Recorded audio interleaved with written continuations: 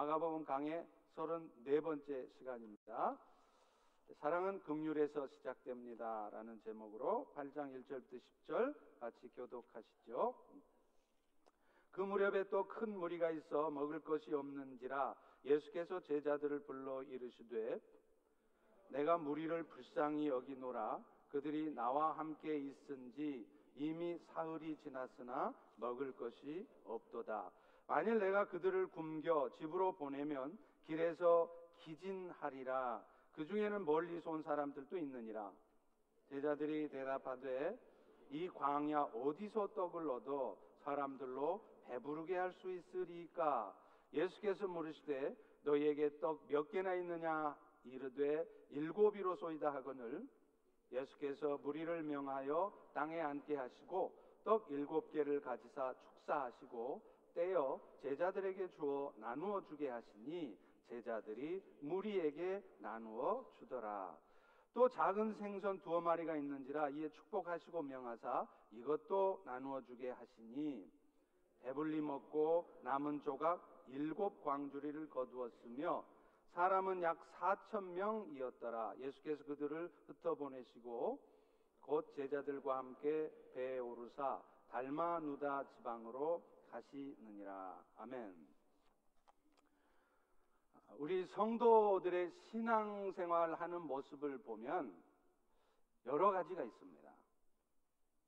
어떤 분은요, 신앙생활을 아주 심플하게 단순하게 하시는 분이 있는가 하면 또 어떤 분은 신앙생활을 조금은 복잡하게 하시는 분들이 있어요.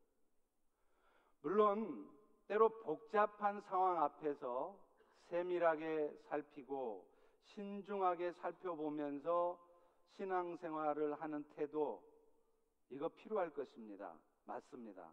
그렇지만 그렇다고 해서 그렇게 복잡하게 생각하고 판단하는 것이 반드시 올바른 신앙이라고 말할 수는 없습니다. 왜냐하면 오히려 어떤 경우에는요, 너무 복잡하게 생각하다 보니까 스스로 함정에 빠지는 거예요.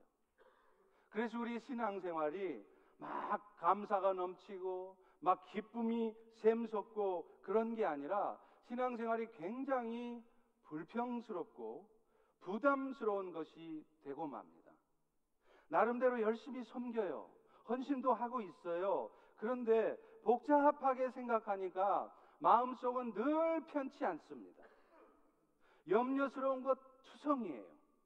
이것도 좀 문제인 것 같고 저것도 좀 문제인 것 같고 그러다 보니까 헌신을 하면 할수록요, 더 열심히 신앙생활을 하려고 하면 할수록 신앙생활이 재밌고 즐거운 게 아니라 부담스럽고 힘든 일이 되어버립니다.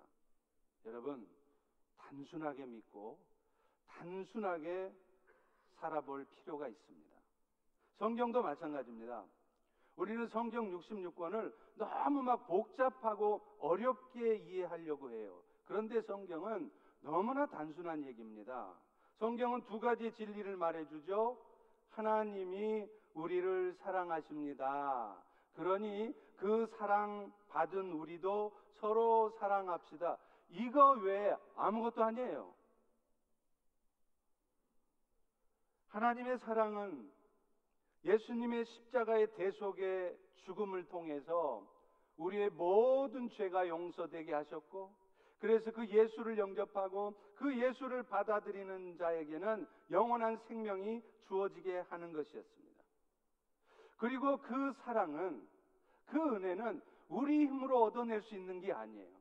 우리가 아무리 착하게 살고 아무리 거룩하게 살려 해도 되지도 않을 뿐더러 우리 힘으로는 도저히 얻어낼 수 없는 것인데, 하나님께서 일방적으로 우리에게 은혜를 베풀어 주셔서 우리가 그 영원한 생명을 갖게 하셨다면 우리의 남은 삶은 어떤 인생의 어려움이 있어도 먼저는 늘 마음속에 그 은혜에 감사하며 그분의 사랑을 세상에 나타내는 것, 이런 삶이 되어야 되는 것입니다. 그런데 문제는 이 사랑하는 것조차도 우리는 너무 복잡하게 생각해요.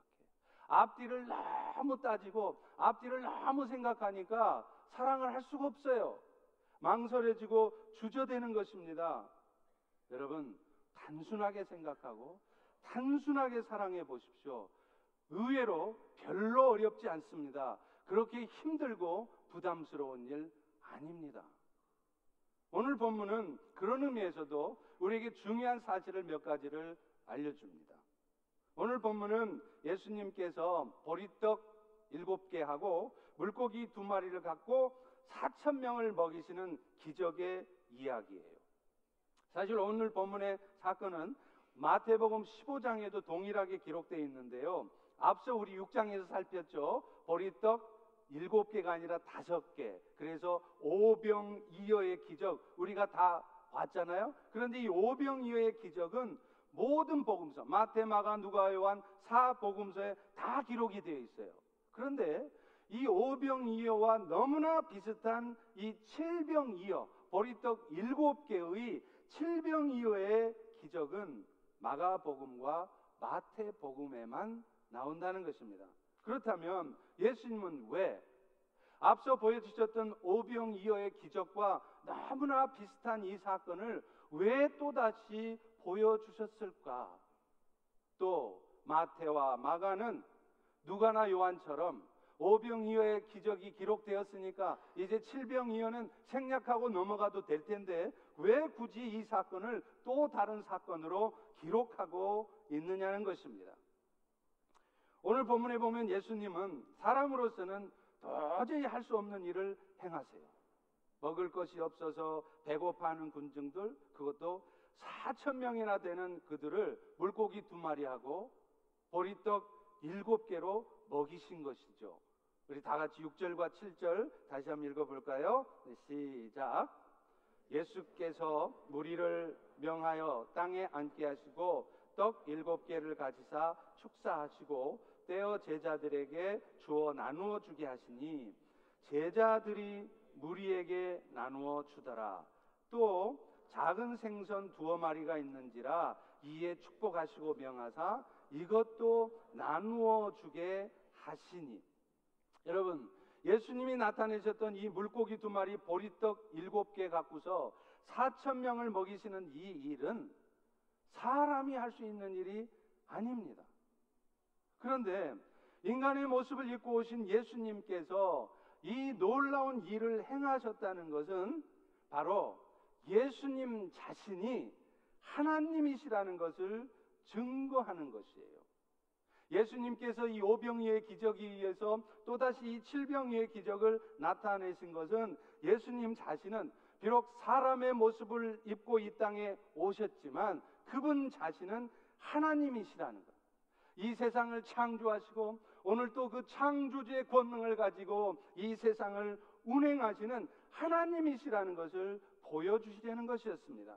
그런데 예수님께서 이렇게 당신이 하나님이시라는 것을 나타내시려고 하는 이유가 있습니다.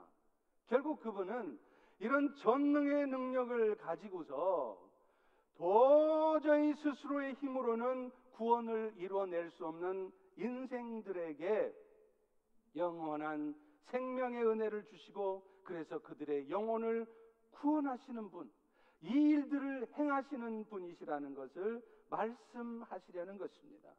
여러분, 오늘날 우리의 구원은 우리가 열심히 착하게 살아서 되는 게 아닙니다. 만약 우리의 구원이 우리가 선하게 말씀대로 착하게 잘 살아서 얻어내지는 구원이라면 그것은 하나님의 은혜가 아닌 것이죠. 절대로 우리 힘으로 이뤄낼 수가 없습니다. 왜냐하면 우리 모두는 다 우리 안에 죄악된 본성을 갖고 있어요. 그래서 내가 아무리 착하게 살려 해도 아무리 내가 선한 삶을 살려 해도 우리 안에 움직이는 이 죄악된 본성이 우리로 하여금 결코 하나님 앞에 온전한 삶을 살아낼 수가 없는 것입니다. 그런데 예수님께서는 이렇게 우리 힘으로는 도저히 이루어낼 수 없는 그 구원의 은혜가 우리 가운데 주어지게 하기 위해서 오늘도 여러분이 그 죄로 말미암아 영원한 멸망 가운데 빠져 있지 않기 위해서 이 땅에 오셔서 십자가의 대속적인 죽음을 통해 여러분에게 그 구원의 은혜를 주신 것입니다. 자, 그런데 주님은 이런 사실을 오병이어의 기적을 통해서도 충분히 나타내실 수 있었습니다. 그리고 이미 나타내셨습니다. 그런데 이런 오병이어의 기적을 나타내신 지 얼마 지나지 않아서 왜 예수님은 칠병이어의 기적을 또다시 나타내셨는가 하는 것입니다. 그것은 바로 오늘 본문의 놀라운 구원의 은총, 이 이적을 예수님께서는 유대인들뿐만 아니라 이방인들에게도, 오늘 세상의 모든 사람들에게도 주시는 분이시라는 것을 말씀하시려는 거예요. 오늘 본문에 나오는 이 칠병이어의 기적을 체험한 사람들은요, 대부분이 다 이방인들이었습니다. 그런데 앞서 오병이어의 기적을 체험한 사람들은 그 지역 자체가 비록 갈릴리 지역이긴 했지만 그 지역에는 대부분이 유대인들이 많았어요. 그런데 지금 칠병이어의 기적을 체험하는 사람들은 유대인들이 아니라 대부분이 이방인들이었다는 것입니다. 이것은 예수님께서 유대인들뿐만 아니라 이방인들에게도, 아니 모든 세상 사람들에게 구원의 은혜를 베푸시는 분이라는 것을 말씀하시려는 거예요. 사실 예수님 당시에 선민의식에 사로잡혀 있었던 유대인들은요, 아브라함의 혈통을 이어받고 할례를 받은 자신들만 하나님의 백성이라고 생각했습니다. 그래서 지금도 그 당시에 그 유대인의 피를 이어받은 지금 중동에 있는 이스라엘 사람들, 그 사람들 얼마나 교만합니까? 자기들만 하나님의 택한 백성이라 생각하고 자기들 위에 모든 세상의 사람들은 그가 황제이든 말건, 그가 돈이 있건 말건, 착한 사람이건 말건 모두가 다 구원받지 못한 천한 백성들, 그래서 이방인, 젠타일이라고 얘기를 하는 것입니다. 그런데 예수님은 오늘 이 칠병이의 기적을 통하여서 그 유대인들은 자기들에게만 주어지는 은혜라고 생각했던 이 구원의 은혜가 그 유대인뿐만 아니라 오늘날 세상의 모든 사람들, 그가 아무리 악하고 그가 아무리 소망이 없어 보이는 자라 할지라도 누구든 그리스도의 은혜만 임하면 그 구원이 주어질 수 있다는 것을 보여주는 것입니다. 지난주에 목자 수양회 때도 말씀을 드렸지만 제가 아는 목사님 교회에서는요, 모든 성도들을 무엇으로 호칭을 하느냐면 선교사라고 호칭을 해요. 그 교회 안에도 물론 장로도 있습니다. 권사직분 받은 자도 있어요. 그런데 그 교회는 모든 성도들을 다 동일하게 선교사예요. 심지어는 담임 목사조차도 김 목사님이 아니라 김 선교사님입니다. 김 장로님이 아니라 이 장로님이 아니라 김 선교사님, 이 선교사님 이렇게 부른다는 거예요. 왜 그렇게 할까요? 목사나 선교사들처럼 특별한 부르심을 받은 사람만 선교의 사명이 있는 것이 아니라 그리스도의 제자로 부름받은 모든 성도들, 이 자리에 앉은 여러분 모두가 다 선교사의 사명을 갖고 있다는 사실을 잊지 말라는 거예요. 그래서 그런 선교사의 사명을 갖고 선교사적인 삶을 살라고 그렇게 호칭을 하는 겁니다. 그런데 재미있는 거는요, 그 교회에서는 그 교회 성도 이외에 모든 세상 사람들은 예비 선교사라고 부른다는 것이죠.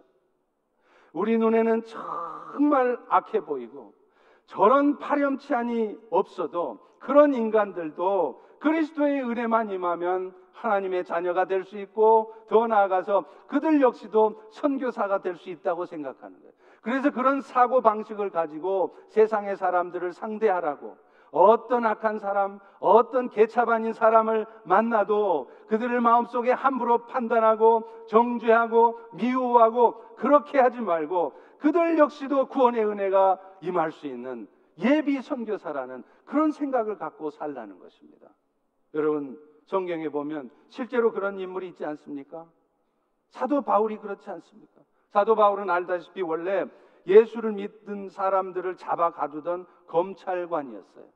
그가 다메섹에서 예수님을 만났을 때도 성경은 이렇게 기록하고 있습니다. 그가 살기가 등등해서 아주 그냥 그 눈빛을 보면 독살스러운 사람들이 있죠. 눈에도 벌써 막 도끼가 흘러나오는, 바울이 그랬던 인간이라는 거예요. 그래서 살기가 등등해서 주의 제자들을 잡으러 가던 길이었다는 것입니다. 여러분, 그런 바울을 주의 제자들이 보았을 때 그들은 얼마나 무서운 생각이 들었겠습니까? 또 그들은 그 바울을 보았을 때 얼마나 마음속에 미웠겠어요. 저 나쁜 인간이 우리 예수 믿는 사람들을 잡아다가 가두고 죽이고 저런 왼수 같은 인간이 없다, 그런 생각했겠지 않겠습니까? 그런데 그랬던 그가 한순간에 바뀝니다. 낯빛보다도 더 밝은 정오의 빛 가운데 예수님을 만나니까 주의 제자들을 잡아들이던 검찰관이 주의 제자들을 세우는 사도로 바뀌었다는 것입니다. 그를 부르실 때 예수님은 그에게 이렇게 말씀하시죠. 사도행전 9장 15절입니다.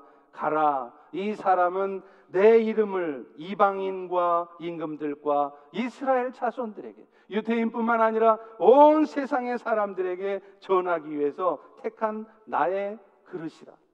무엇을 말하겠습니까? 결국 세상에 어떤 악한 자도 사도가 될 수 있다는 거예요. 그래서 우리는 세상의 사람들을 볼 때 나쁜 인간, 좋은 인간, 저런 때려 죽일 놈, 악한 놈, 그렇게 볼 것이 아니라 그가 아무리 극악무도한 살인죄를 저질렀다 할지라도 구원의 은혜만 임하면 저 악한 인간 역시 선교사가 될 수 있다는 그런 마음으로 예비 선교사로 세상 사람들을 보라는 것입니다. 이것이 바로 예수님께서 5병이어의 기적 후에 또다시 7병이어의 기적을 나타내신 이유인 것입니다. 예수님은 세상의 모든 사람의 구원자이십니다. 그래서 우리는 어떤 악해 보이는 자도, 어떤 부족한 자도 주님의 은혜로 구원받지 못할 사람은 없다는 생각을 가져야 돼요. 그 은혜 앞에 변하지 못할 사람은 없습니다. 여러분 보시기에 여러분의 남편은, 여러분의 자식들은 죽었다 깨어나도, 저 인간은 죽었다 깨어나도 안 변한다, 아닙니다. 구원의 은혜가 임하면, 그리스도의 은혜가 임하면 그 죽었다 깨어나도 변할 수 없는 인간이 변할 수 있다는 사실을 믿으시기 바랍니다.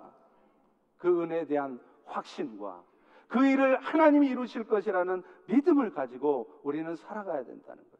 그렇다면 어쩌면 우리는 악한 사람을 만나면 만날수록 마음속에 판단이 나고 악한 사람이라고 정죄나 하고 그럴 것이 아니라 악한 사람일수록 더더욱 주의 은혜에 부탁해야 됩니다. 오 주님, 저런 악한 인간에게도 은혜로 임하주셔서 저 인간이 하나님의 사람이 되게 하옵소서, 사울이 바울 되게 하옵소서, 이렇게 구하셔야 된다는 거예요.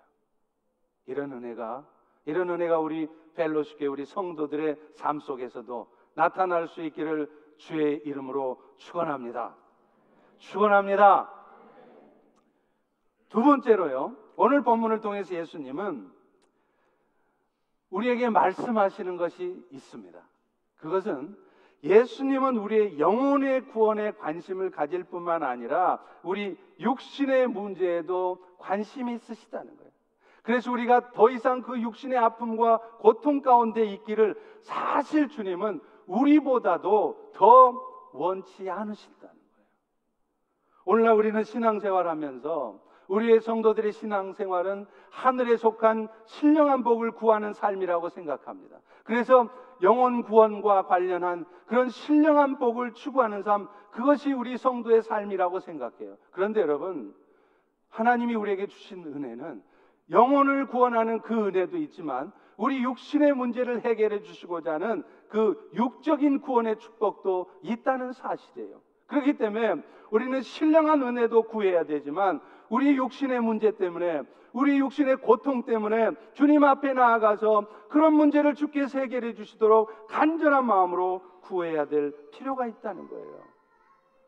오늘 보면 2절과 3절을 다시 한번 같이 읽겠습니다. 시작. 내가 무리를 불쌍히 여기노라. 그들이 나와 함께 있은지 이미 사흘이 지났으나 먹을 것이 없도다. 만일 내가 그들을 굶겨 집으로 보내면 길에서 기진하리라. 그 중에서는 멀리서 온 사람들도 있느니라. 예수님의 입장에서는 4,000명의 군중들이라도 먹일 자신이 있으시니까 이런 말씀을 하실 수 있겠지라고 생각할 수도 있을 것입니다. 그러나 오늘 본문의 예수님의 말씀 중에 우리가 집중해야 될 게 있어요. 그것은 예수님은 그 군중들의 영혼의 구원에도 관심이 있었지만 먼저는 그 군중들의 아픔과 고통을 세밀하게 살피고 계셨고, 그래서 그 육신의 문제도 해결해 주시기를 원하셨다는 겁니다.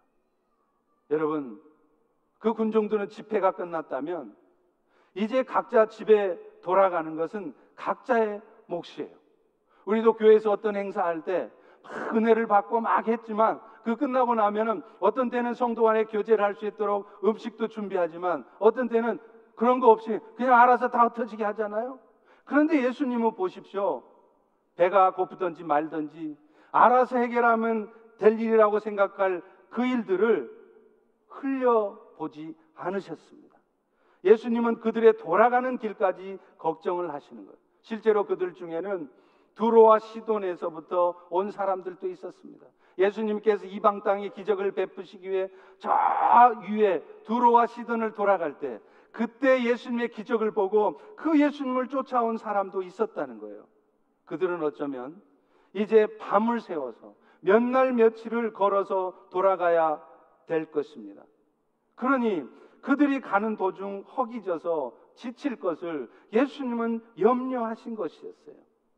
그런데 참 아이러니한 것은요, 앞서 6장에서도 이미 오병이어의 놀라운 기적을 체험했던 제자들의 입에서 그들을 불쌍히 여기는 마음으로 뱉으신 예수님의 말씀에 대해 너무나 믿음 없는 대답을 제자들은 하고 있다는 거예요. 오늘 4절을 보십시오. 제자들이 대답하되 이 광야 어디서 떡을 얻어서 이 사람들 배부르게 할 수 있습니까? 이 말이 무슨 말이에요? 이 광야에서는 도저히 떡을 얻을 수도 없고 그러니 저들을 배부르게 할 수도 없습니다. 신경 쓰지 마십시오. 그런데 이 사람들이 어떤 사람들입니까? 불과 얼마 전에 오병이의 놀라운 기적을 통해서 예수님이 배고픈 자들의 배를 채워주셨던 것을 분명히 자기 눈으로 보고 경험한 사람들이었습니다. 제자들의 눈에는 여전히 자기들이 가지고 있는 보리떡 7개와 물고기 2마리밖에 안 보이는 거예요.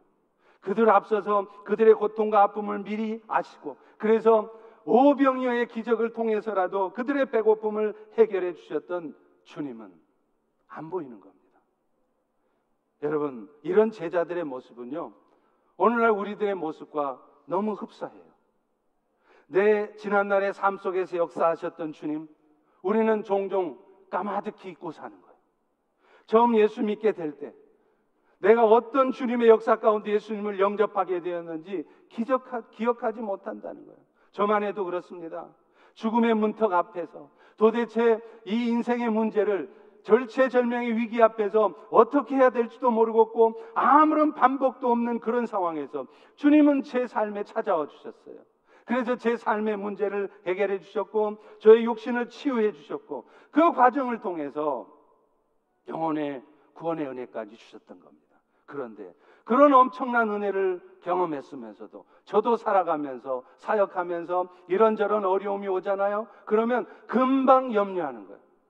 구원의 은혜를 주셨을 때 베풀어 주셨던 그 엄청난 기억들은 다 잊어버리고 당장에 내 눈앞에 펼쳐져 있는 그 인생의 무게 앞에 좌절하고 무너져 있고 열등감을 갖고 두려워하고 불평하고 그렇게 살아가고 있는 거예요. 여러분도 혹시 그렇게 살아가고 있지 않습니까? 내 바로 옆에, 내 주변에 가까운 지체가 경험했던 하나님, 놀라운 주의 역사들, 그런 역사들은 내 이야기가 아니야. 그들이 경험한 얘기야. 그래서 내 인생에는 절대로 그런 일은 일어날 수 없어 라고 철석같이 믿습니다. 대단한 믿음입니다. 어떻게 그렇게 믿을 수 있는지요? 마치 출애굽 때 홍해가 갈라지는 기적을 보았으면서도 금방 3일 동안 마실 물이 없다고 모세를 원망하고 하나님을 원망했던 이스라엘 백성들 갔어요. 생각해 보십시오. 우리 같으면 만약 여러분이 홍해가 갈라지는 엄청난 기적을 체험해 보세요. 아마 그러면 하나님 하나님께서 이런 엄청난 기적을 저한테 경험하게 해주셨는데 이제부터는 내가 어떤 상황 속에서도 철저히 당신만 신뢰하겠습니다. 당신을 의지하고 가겠습니다. 그럴 것 같지 않습니까? 그런데 천만의 말씀이에요. 그 엄청난 은혜를 경험한 이스라엘 백성 3일이 못 가요. 그 은혜가 3일이 못 가요. 금방 인생의 위기 앞에서, 그런 심각한 위기도 아닙니다. 단지 마실 물 없다는 그 작은 위기 앞에서도 금방 불평하고 금방 원망하는 거예요. 여러분, 이게 바로 우리 모습입니다. 어리석어 보이고 너무나 한심해 보이는 이스라엘의 모습이 바로 우리 모습이라는 거예요. 결국 예수님은 이 오병이어의 기적 때와 똑같은 말씀을 하시죠. 5절입니다. 너희에게 떡이 몇 개나 있느냐? 그러자 제자들은 천연덕스럽게 7개밖에 없습니다. 예수님은 또다시 놀라운 권능을 행하심으로 그들의 허기진 배를 채워주십니다. 6절부터 9절의 말씀을 보십시오. 예수께서 무리를 명하여 땅에 앉게 하시고 떡 7개를 가지사 축사하시고 또 작은 생선 2마리가 있는지라 이에 축복하시고 명하사 이것도 나누어 주게 하시니 배불리 먹고 남은 조각이 7광줄이었는데 그때 사람은 4,000명이었더라. 4,000명을 먹이시고 7광줄이에 남을 정도로 주님은 풍성하게 그들의 배를 채워주셨어요. 여기서 이 광줄이라고 하는 거는요, 앞서서 오병이어의 기적을 베풀었을 때 그때 남은 빵을 담구었던 바구니보다 훨씬 더 큰 것이었습니다. 오병이어의 기적 때에는 12바구니에 남겼잖아요. 그런데 이 바구니라는 것은 뭐냐면 보통 유대인들이 음식을 담고 다닐 때 쓰는 휴대용 바구니, 조그만 바스켓 같은 거예요. 그런데 지금 칠병이어 때 남겼던 이 광주리는 헬라어로 스피리스라고 하는 단어를 쓰는데 이것은 보통 가정에서 많은 물건들을 담아두고 쓰는 저장고 같은 것이었습니다. 사도 바울이 다메섹 성벽에서 탈출할 때 타고 내려왔던 광주리도 바로 이것이었습니다. 그러니 이 광주리는 바구니하고는 비교할 수 없이 훨씬 큰 것이었다는 거예요. 그런데 예수님은 오병이어의 기적 때는 12바구니 조금밖에 안 남겼는데 지금 7병이어의 기적 때는 4,000명을 먹이시고도 7광주리를 남기셨다는 것입니다. 여러분, 이 둘의 차이가 별 의미가 없는 것일 수도 있습니다. 그런데 어쩌면 예수님께서는 이런 작은 차이를 통해서도 우리에게 말씀하시고자 하는 게 있었을 것입니다. 그것은 오병이어의 기적을 통해서도 주의 역사하심을 깨닫지 못하는 제자들에게 예수님은 더 많은 것들을 남겨주심으로 해서 우리 주님은 우리의 생각에 넘치도록 역사하시는 분이시라는 사실을 우리에게 말씀하시려는 것입니다. 사랑하는 성도 여러분, 예수님은 우리의 영혼의 구원에 관심이 있으시지만 그렇다고 해서 여러분이 어떤 육적인 문제 때문에 허덕이고 고통받고 힘들어하는 것을 전혀 모른 척 너는 그렇게 살아도 된다, 절대로 그러시는 분이 아니십니다. 오늘 이 순간에도 여러분의 아픔을 알고 계시고 그 아픔으로부터 여러분이 벗어날 수 있기를 도와주시기를 원하시는 분이십니다. 예레미야가 3장 22절에도 보면 여호와의 인자와 긍휼이 무궁하심으로 우리가 진멸되지 아니함이라 이렇게 말씀하세요. 우리가 아무리 연약하고 우리가 아무리 심지어는 죄를 짓고 부족한 삶을 보여도 그것 때문에 우리를 잠시 깨닫도록 우리의 삶에 징계는 주실지언정 그렇다고 여러분을 버리지 않으신다는 거예요. 여러분이 어떤 고통 가운데 있을지라도 모른 척 내버려 두시는 분이 절대로 아니시라는 것입니다. 왜 그렇습니까? 우리 주님께서는 우리를 사랑하실 때부터, 우리와 사랑을 시작하실 때부터 우리의 연약함을 이미 다 알고 시작하신 분이세요. 그래서 때로 우리를 깨닫게 하시고 우리의 영혼이 새로워지도록 하기 위해서 우리 인생 가운데 잠시 어려움은 주실지언정 끝까지 그 어려움을 주시지는 않는다는 거예요. 우리 인생이 아주 진멸되지는 않게 하신다는 거예요. 긍휼의 하나님이시기 때문에 그렇습니다. 여러분 아십니까? 이스라엘 백성들이 하나님을 떠나서 우상을 숭배하고 심지어는 하나님을 대적하는 삶을 살고 있을 때 그때조차도 우리 하나님은요 이스라엘 백성들을 포기하지 않으셨어요. 버리지 않으셨습니다. 하나님은 그들이 다시 여호와께로 돌이킬 수 있도록 많은 선지자들을 보내주셔서 하나님의 말씀을 듣게 하셨습니다. 마치 오늘 여러분들이 매주 이렇게 예배에 나와서 하나님의 말씀을 듣게 하시고, 그 하나님의 말씀을 통해서 혹여 여러분의 삶에 잘못된 부분이 있다면 하나님께로 돌이켜지도록 계속해서 말씀하셨던 것입니다. 그런데 안타깝게도 이스라엘 백성들은 끝내 자신의 욕망 가운데서 빠져나오지 못했습니다. 어쩌면 이 자리에 앉아 계신 여러분들 중에 어느 누구들처럼요, 하나님이 계속해서 말씀해 주셔도 그 말씀은 한 귀로 듣고 한 귀로 흘려버리고 여호와께로 돌이키는 것이 아니라 더더욱 세상을 향하여 달려가는 오늘 우리들처럼 말입니다. 그럴 때 하나님은 어떻게 하셨습니까? 마침내 진노의 칼을 드셨습니다. 그래서 이스라엘 백성들이 바벨론의 포로로 잡혀가게 하시지 않았습니까? 그러나 하나님은 이미 그들을 바벨론의 포로로 잡혀가게 할 때부터 그들이 포로된 상태에서 돌아올 날을 정하고 계셨다는 거예요. 예레미야 29장 10절에 보면 이렇게 말씀합니다. 바벨론에서 70년이 차면 내가 너희를 돌보고 나의 선한 말을 너희에게 성취해서 이곳으로 돌아오게 할 것이다. 여러분, 이 말씀은 언제 한 겁니까? 그들을 바벨론의 포로로 잡혀가게 하기 전에, 그들이 바벨론에 의해서 멸망당하기 전에 이미 하신 말씀이에요. 실제로 그들은 주전 605년 BC, Before Christ, 605년에 처음으로 바벨론의 포로로 잡혀갔죠. 그 후에 말씀하신 것처럼 정확히 70년이 지나자 주전 536년에 다시 예루살렘으로 돌아왔습니다. 그런데 그들이 포로 생활을 끝내고 돌아온 것은 그들이 정말로 회개하고 그들의 삶을 온전히 하나님께 돌이켰기 때문일까요? 아니었습니다. 우리는 그것을 어떻게 할 수 있습니까? 그들이 예루살렘으로 돌아온 후에 그들이 가장 먼저 한 일은 무너진 성전을 건축하는 일이었어요. 그들도 깨달은 겁니다. 하나님을 예배하며 살아간다는 것이 얼마나 축복된 일인가를 포로가 되어 봐서야, 그 바벨론에서 고통스러운 노예 생활을 하면서 그제서야 그걸 깨닫는 거예요. 하나님을 떠나서는 내가 아무것도 할 수 없구나. 내 삶에 있어서 가장 소중한 것은 세상을 향한 준비가 아니라, 세상을 향한 삶이 아니라 하나님을 예배하고 하나님을 찬양하는 일, 이 일이 내 삶에 가장 소중한 것이구나. 그걸 깨달은 거예요. 그래서 그들이 가장 먼저 와서 한 일이 성전을 건축하는 일 아니었습니까? 그런데 그들의 그런 마음은 오래 가지 못했습니다. 성전 건축은 곧 중단되었고 15년 동안 그들은 성전 건축을 하려 하지 않았어요. 하나님이 답답해지셨죠. 그래서 하나님은 학개 선지자를 보내서 이스라엘 백성들을 향해 말씀하십니다. 내 집은 황폐한데 하나님의 나라는 무너져가고 하나님의 교회들은 영적으로 타락해져 가는데 너희들은 지금 반벽한 집에 거하는 것이 가한 것이냐?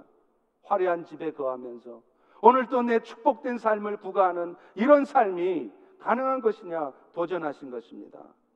결국 이스라엘이 그 바벨론의 포로 생활에서 돌아오게 된 것은 이스라엘 자신이 잘못된 삶에서 돌이켰기 때문이 아니라 그들의 어떤 부족함과 연약함에도 불구하고 항상 궁극적으로는 긍휼의 마음을 품고 계시는 하나님의 마음 때문이었습니다. 사실 하나님은요, 지금 이 순간에도 여러분의 고통과 아픔 가운데 있는 것 잘 알고 계시고 그것을 원치 않으십니다. 다만 그런 아픔들을 통해서라도 여러분의 영혼들이 더욱 새로워지기 원하시기 때문에 오늘 또 그 아픔 가운데 있게 하시는 거예요. 몰라서도 아니고 여러분을 그 아픔으로부터 건져낼 수 없어서도 아닙니다. 야고보서 1장 2절부터 4절은 이렇게 말씀합니다. 형제들아, 그러므로 너희가 여러 가지 시험을 당하거든 불평하고 원망하고 염려하지 말고 온전히 기뻐해라. 왜냐하면 믿음의 시련이 인내를 만들어내기 때문이라. 그러니 그 인생의 문제 앞에서 인내를 배워라. 그럴 때 너희가 온전하고 구비해서 조금도 부족함이 없게 될 것이다. 이렇게 말씀하는 거예요. 여러분, 우리의 신앙이 진짜 성숙해지고요, 어떤 상황 속에도 흔들림 없는 믿음으로 세워지는 것, 그거는요 고난을 통과할 때입니다. 우리 생각에는 하나님이 우리 인생에 축복을 많이 해주셔서 하는 일마다 다 잘 되고 건강하고 자식들 잘 되면 우리 신앙이 아주 믿음이 좋아질 것 같죠? 천만의 말씀입니다. 제가 20년 넘게 목회하면서 경험적으로 알고 있는 바, 우리 성도들의 삶을 보면 절대로 그렇지 않습니다. 하나님이 그런 축복을 해주시면은요 처음에는 감사합니다, 할렐루야 합니다. 그런데 어느 순간서부터 점점 하나님과 멀어집니다. 더 많이 벌기 위해서, 더 높이 올라가기 위해서, 또 하나님이 부어주신 그 축복을 가지고 세상을 즐겨보고 싶어서 Enjoy my life, 이렇게 된다는 거예요. 그래서 어느 순간서부터 더 하나님을 떠나고요, 더 하나님께 감사하지도 않고요, 그런 삶을 사는 거예요. 그래서 하나님은 우리에게 종종 인생의 어려움을 통해서라도 내가 지금 내 인생이 어디로 가고 있는지, 그리고 그 과정 속에서 어떤 상황 속에서 주님을 바라보는 믿음의 인내를 배우도록 그런 시간을 주시는 것입니다. 그래서 이스라엘이 70년의 포로 생활 가운데 있게 된 것에 대해 하나님은 이렇게 말씀하십니다. 예레미야 29장 11절부터 13절이죠. 너희를 향한 나의 생각을 내가 하나니 그것은 평안이요 재앙이 아니라 너희에게 미래의 소망을 이루어주는 것이라. 그렇다면 그런 재앙 같은 일을 통해서 오늘 여러분들에게 주시겠다고 하는 미래 희망스러운 일은 무엇일까요? 그 다음 절에 답이 있습니다. 너희가 내게 부르짖으며 내게 와서 기도하면 내가 너희 기도를 들을 것이고 너희가 온 마음으로 나를 찾고 찾으면 나를 만날 것이다. 그런 고통스러운 상황을 통해서라도 내가 너를 좀 만나보고 싶다는 거예요. 좀 진지한 얘기 좀 하고 싶다는 거예요. 그래서 네 신앙이 더 깊어지게 하고 싶다는 겁니다. 사실 여러분도 그러시겠지만 저도 그래요. 저 사랑하는 두 아들들이 얼마나 이쁘고 너무 좋아요. 그래서 틈만 나면 식사를 하든 같이 산책을 하든 뭐를 하든 같이 얘기 좀 나눠보고 싶은데 이놈들은 내가 10마디를 물어보면 한마디 대답이면 끝이야. 아니 방에도 못 들어가요. 노크하고 들어가야 돼요. 노크하고 나서도 문 팍 열면 안 돼요. 노크한 다음에 잠시 기다렸다가 들어가줬더니 그러면 거기서 아무 대답이 없으면 못 들어가. 들어와. 그러면 들어가요. 그런데 이런 놈들이 지 인생에 문제 터져봐요. 돈이 필요해봐요. 행정적으로 처리할 일이 있어요? 그러면 앞에 와서 가지나랑을 갖다 옵니다. 그냥 아빠 이러면서 막 뽀뽀를 하고 막. 그런데 저는 그렇게 해서라도 우리 아들하고 같이 대화하고 얼굴을 마주보는 게 너무 좋은 거예요. 미운 게 아니에요. 우리 하나님도 그러시다 이 말이에요. 여러분들이 인생에 어려움을 줘서라도 여러분과 좀 1대1로 만나고 싶은 거예요. 안 그러면 맨날 지 잘난 줄 알고 집앞대로 살아가니까. 인생에 어려움을 줘서라도 하나님의 얼굴만 바라볼 수밖에 없도록 만드시는 거예요. 그래서 깊은 대화를 통해서 그의 영혼이 깊어지고 하나님의 그 깊은 은혜의 골짜기로 들어가게 하시려는 것입니다. 사랑하는 성도 여러분, 그렇다면 우리는 그런 재앙스럽고 고통스러운 일 앞에 할 수 있는 일이 뭐겠습니까? 여러분이 힘들수록요, 여러분이 어려울수록요, 그럴수록 주님을 찾으십시오.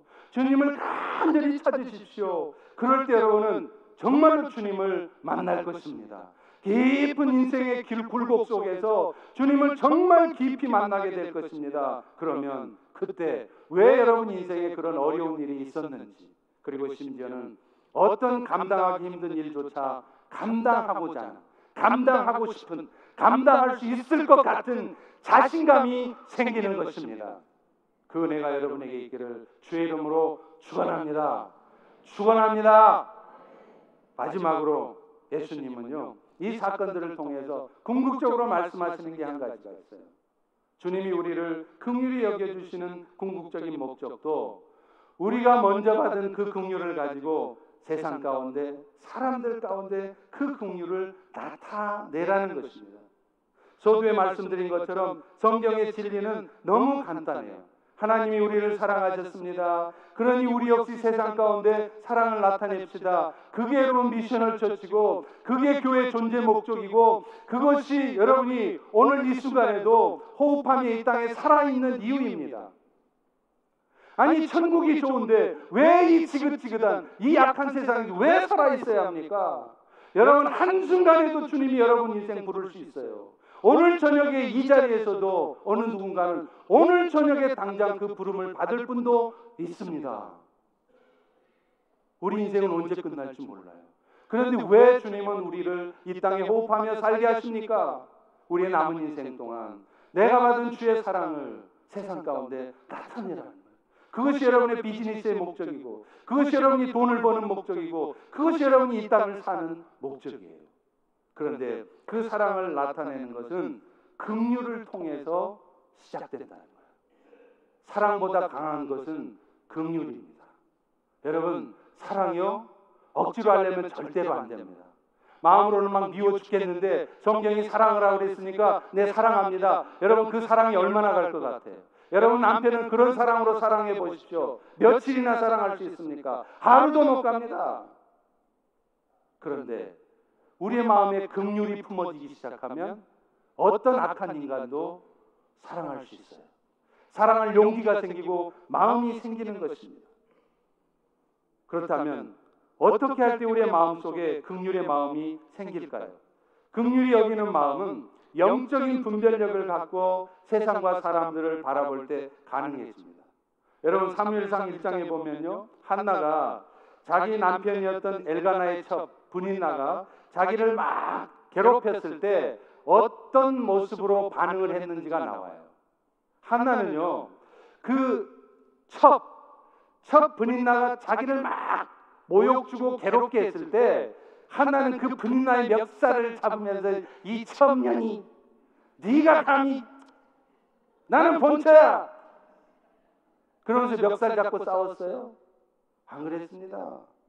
사무엘상 1장 10절에 보면 한나가 마음이 괴로워서 여호와께 기도하고 통곡했다는 거예요. 분인나 멱살 잡고 싸웠다는 얘기가 없습니다. 우리 같으면 고년 머리끄댕이를 잡아다가 죄송합니다. 하여튼 그 나쁜 XX를 잡아다가 그냥 막 흔들면서 이 나쁜 년 네가 그래야 속이 후련할 것 같죠? 한나는 안 그랬어요. 복장이 터져도 속상해도 여호와의 성전 앞에 가서 하나님 앞에 엎드려 구합니다. 왜 그랬을까요? 한나는 이 인생의 자신의 문제가 애를 못 낳아서 그런 건데 그 애를 못 낳는 것조차도 하나님이 하셨다는 것을 알기 때문입니다. 사무엘상 1장 5절에 보면 여호와께서 그에게 임신하지 못하게 하시니 남편 엘가나가 무슨 문제가 있어서도 아니고 그 분이나 고년이 나쁜 년이어서도 아니고 하나님께서 이런 상황을 경험하게 하셨다. 그걸 받아들인다면 한나는 분이나를 욕할 수가 없습니다. 분이나 탓을 할 수가 없어요. 그래서 그는 하나님 앞에 그 인생의 문제를 가지고 올라간 것입니다. 오늘날 우리가 사람들에게 긍휼히 여기지 못하는 이유도 사람을 볼 때 그 사람 가운데 역사하는 죄를, 그 사람 가운데 역사하고 있는 악한 영을 보지 못하기 때문입니다. 그런 일들이 있게 하신 하나님의 뜻을 헤아리기보다는 당장에 나를 힘들게 하고 내 마음에 상처를 주고 나를 어렵게 하는 그 상황만 쳐다보니까, 그 인간만 쳐다보니까 속상하고 견디기 힘들고 신앙생활도 힘든 거예요. 다 때려치고 싶은 거예요. 여러분 아닙니다. 하나님 주신 긍휼을 가지고 사람을 바라보십시오. 그것은 죄와 사람을 분리시키는 것입니다. 저 믿음 없고 연약한 형제 가운데 역사하고 있는 그 악한 영을 바라본다면 그 영혼이 긍휼해지실 것입니다. 불쌍해지실 것입니다. 그런 긍휼의 마음이 들면 우리는 비로소 그 사람을 미워하지 않을 수 있을 뿐만 아니라 더 나아가서는 그 영혼을 진심으로 사랑할 수 있게 되는 거예요. 또 하나 있습니다. 어떤 구체적인 결정, 긍휼을 나타내야 되는 결정을 할 때도 마찬가지입니다.